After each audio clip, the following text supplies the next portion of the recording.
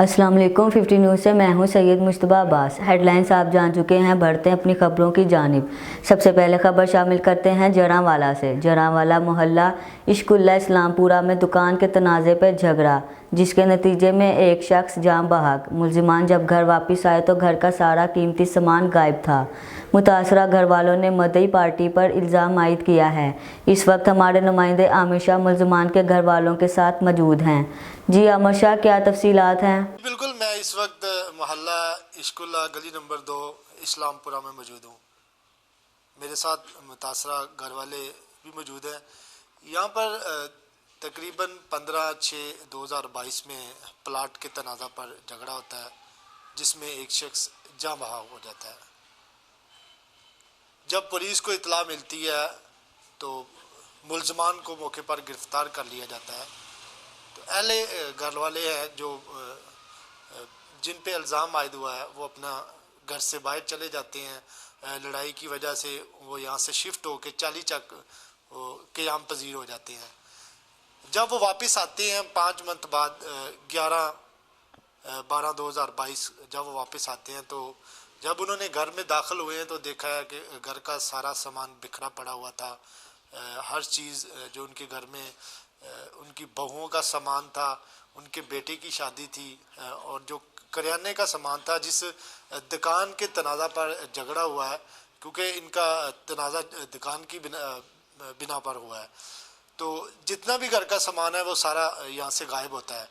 तो इन्होंने मौके पर 15 पुलिस को भी कॉल की है। मौके पर पुलिस आई है। मेरे साथ मुतासरा घर वाले मौजूद हैं, इनसे जानते हैं कि इनके साथ क्या मामला पेश आया है। जी यहाँ सारा मामला ऐसी लड़ाई हुई है, बच्चों की बच्चा कतल हो गया एक जी, तो मेरे बच्चे भज गए। उस तो बाद उन्होंने अभी गिरफ्तार को पुलिस ने फाड़िया, गिरफ्तार कर लिया। 2 बच्चे मेरे जेल चले गए ने। बाबा जी, आपकी लड़ाई कब हुई है? अज तो 5 महीने पहलों हुई लड़ाई साड़ी हुई है, तो असी घरों भज गए हैं। तो जो घरों भज गए हैं, असी घर नहीं आए। ਅਸੀਂ ਹੁਣ ਘਰ ਸਾਨੂੰ ਬੰਦੇ ਨੇ ਦੱਸਿਆ ਕਿ ਸਾਡੇ ਘਰੋਂ ਮਾਲ ਨਿਕਲ ਕੇ ਸਮਾਨ ਨਿਕਲ ਕੇ ਲਈ ਜਾ ਰਹੇ ਨੇ, ਅਤੇ ਤੁਸੀਂ ਆਪਣੇ ਘਰ ਆਓ। ਅਸੀਂ ਫਿਰ ਜੱਜ ਸਾਹਿਬ ਦੇ ਪੇਸ਼ ਹੋਏ। ਜੱਜ ਸਾਹਿਬ ਨੇ ਸਾਨੂੰ ਆਰਡਰ ਦਿੱਤਾ, ਅਸੀਂ ਫਿਰ ਆਏ ਨੇ। ਆਏ ਹਾਂ ਅਤੇ ਪੁਲਿਸ ਆ ਗਈ ਹੈ। ਪੁਲਿਸ ਵਾਲੇ ਨੇ ਕਿਹਾ ਤੁਸੀਂ ਕਿਉਂ ਆਏ ਆ? ਜੇ ਅਸੀਂ ਕਹਿੰਦਾ ਜੱਜ ਸਾਹਿਬ ਨੇ ਆਰਡਰ ਦਿੱਤਾ, ਅਸੀਂ ਤਾਂ ਆਏ ਹਾਂ। ਫਿਰ ਸਾਡੇ ਅੰਦਰ ਵੜਿਆ ਨੇ, ਸਾਡੇ ਘਰ ਦਾ ਸਮਾਨ ਸਾਰਾ ਬਿਖਰਿਆ ਹੋਇਆ ਸੀਗਾ, ਕੋਈ ਰਜ਼ਾਈਆਂ, ਬਿਸਤਰੇ, हर चीज़। आपको जब इल्म हुआ है, आप जब घर में आए हैं, तो आपने देखा है कि आपका सामान घर में मौजूद नहीं था, फिर आपने पुलिस को इतला की है? हाँ जी, 1 बजे कॉल की थी, वो फिर पुलिस आई है। पुलिस ने आके मौका देखा है, तो मदई पार्टी सारी गली च आ गई है।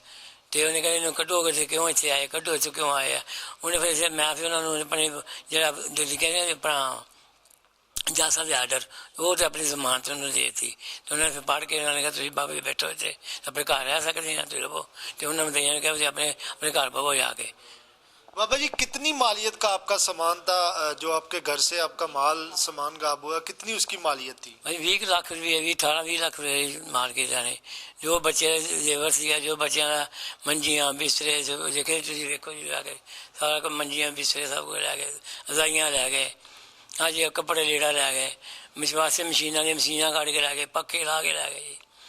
जो जिन लोगों ने ये आपका सामान लेके गए हैं, आपने उनको खुद देखा है या आपने नामजद एप्लीकेशन दी है?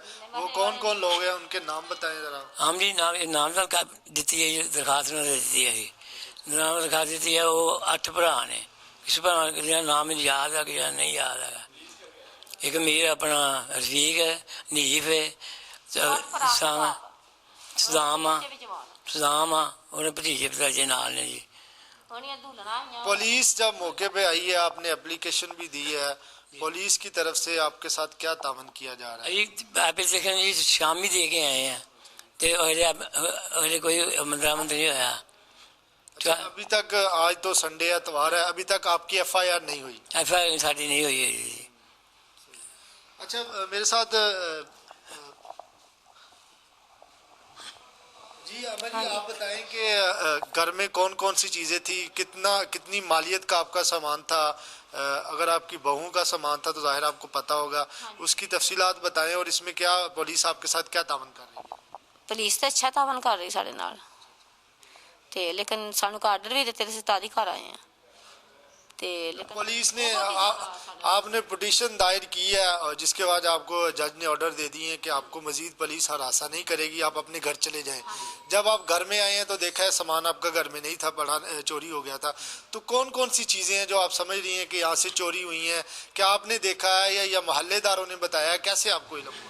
ਪਹਿਲੇ ਸਾਨੂੰ ਮਹੱਲੇ ਵਾਲਿਆਂ ਨੇ 2-3 ਵਾਰੀ ਫੋਨ ਵੀ ਕੀਤੇ ਕਿ ਤੁਹਾਡੇ ਘਰ ਬੰਦੇ ਬੁੱਢੀਆਂ ਵੜਦੇ ਆ, ਤੁਹਾਡੇ ਘਰ 'ਚ ਬਹੁਤ ਹੀ ਸਮਾਨ ਢੋ ਢਵਾਈਆ ਲਾਇਆ ਹੋਇਆ, ਲੇਕਿਨ ਅਸੀਂ ਕਿਸੇ 'ਤੇ ਯਕੀਨ ਨਹੀਂ ਕੀਤਾ। ਲੇਕਿਨ ਫਿਰ ਸਾਨੂੰ ਜਾ ਕੇ ਇੱਕ ਬੰਦੇ ਨੇ ਜਾ ਕੇ ਦੱਸਿਆ ਕਿ ਤੁਹਾਡੇ ਸਮਾਨ ਬਹੁਤ ਜ਼ਿਆਦਾ ਜਾ ਰਿਹਾ ਵਾ। ਫਿਰ ਅਸੀਂ ਉਹਨਾਂ ਨੂੰ ਕਿਹਾ ਕਿ ਸਾਨੂੰ ਘਰ ਭੇਜੋ, ਲੇਕਿਨ ਘਰ ਆ ਕੇ ਦੇਖਿਆ ਤਾਂ ਵਾਕਿਆ ਉਹੀ ਸਾਰੇ ਹਾਲਾਤ ਸੀ ਖਰਾਬ।